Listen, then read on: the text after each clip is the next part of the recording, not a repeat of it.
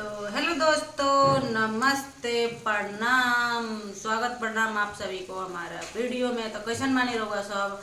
आई लो हमारा घर बनता मुना और तरह खाए मुना।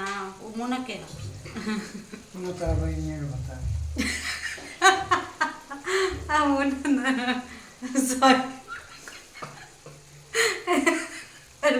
भगवान, नहीं मजाक मजाक। मुना क्यों ना, हमार मुना क्यों ना, हमार मुना तो ही हो। हम कहाँ से क्या मुना तो ते ही जानुआ हो, तो ते नु मजनुआ हो। तो हम तो जानू है ना तो हाँ तो हमार मर्जी, हम जनुआ कहीं मजनुआ कहीं मुना हम तो कहीं।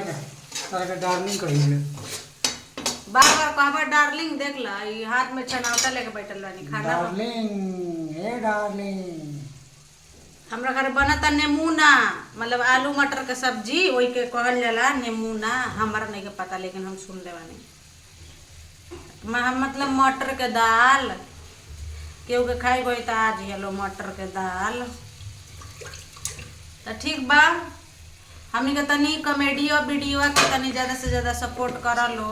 सपोर्ट के बहुत जरूरी बा। तो बाय बाय, गुड नाइट। ज़्यादा बनाओ खाना, बहुत लेट हो गई बनाते, जनुआ मारे लगी ताना।